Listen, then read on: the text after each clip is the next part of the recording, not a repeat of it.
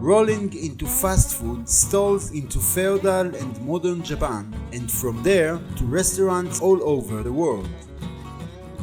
Where did the sushi came from? We are going to find out on this 4-part series of the history of the sushi.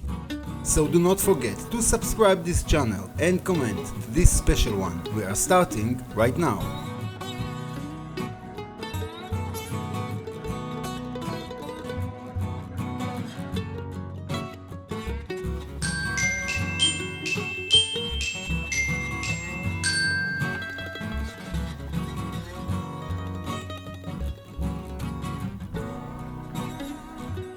On the previous chapter of this chronicle, we have seen how cooks in old Kyoto used pickled rice kneaded in large rectangles, with large pieces of fish between them, pressed stones for 2 or 3 days, and sold to the hungry customers.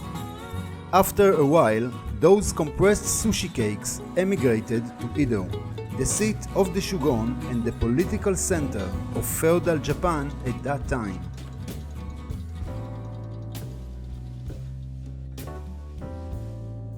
In 1657, a large fire broke out in Edo that consumed the shogun's beer almost completely. After that, workers came to rebuild the city. They had to eat, fast creating the demand for fast food stores. These initially sold noodles, but the authorities, who feared fires, forbade lighting high fires and cooking noodles during rush hours. The alternative was huge sushi cakes that were cut as soon as the customer arrived. And these were nicknamed the ayazushi, quick sushi. As the years went by, the city grew, and the demand for street food grew along with it. In its streets walked heaps of hungry samurai along with wealthy merchants who were increasingly interested in fine food. Workers, as always, wanted cheap and quick meals. Thus, to make sushi faster, a chef named Naya Yohai invented in 1818 the dish known today as nigiri. Instead of compressing the whole package for 2 or 3 days, he compressed small pieces as soon as they were ordered.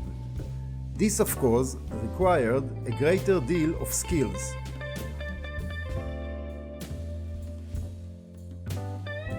The nigiri sushi quickly became popular with idle samurai who went out to hang out, and is popular to this day in modern Japan.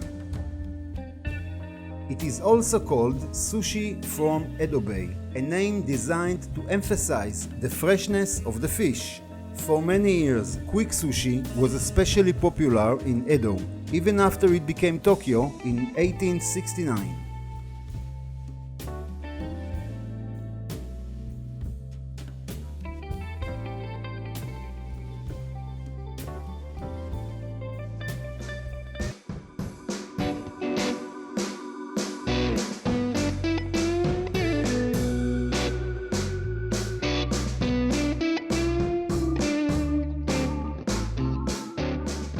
Many decades later, in 1923, an earthquake struck Tokyo that devastated most of the city. Many chefs have moved to other places, bringing the art of sushi to all of Japan. Kamikaze pilot Kawara, as we have seen, was willing to suffer a lot just to taste it. However, the sushi we are familiar with, a wide variety of rolls with a different and varied fillings, is actually a product of the post-World War II period. From 1945 to 1952, Japan was under American occupation, and despite considerable food aid from the United States, Japanese citizens suffered from severe famine. Tokyo is rebuilding, using timber wisely conserved by forest planning. Along with importing millions of tons of wheat, Americans have also tried to use modern nutritional sciences to take care of protein supply and what is perceived as a proper diet. Fish forms a large part of the Japanese diet, and by diet we don't mean the government. Probably some eels there too, though. American food policy had a revolutionary impact on Japanese cuisine in many different areas. Walling, for example, is today considered a Japanese tradition, but before the Second World War, it was mainly limited to a relatively small number of fishing villages in the northern areas, such as Hokkaido. But the Americans, looking for an available source of protein for the Japanese, encouraged extensive walling, and so the controversial custom became established.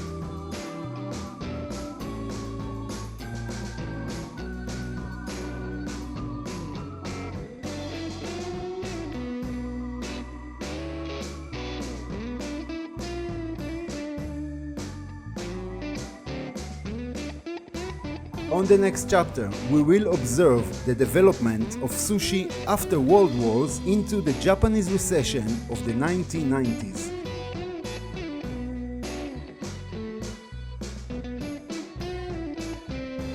So do not forget to subscribe this channel and comment this special one. Thanks for watching, see you on the next.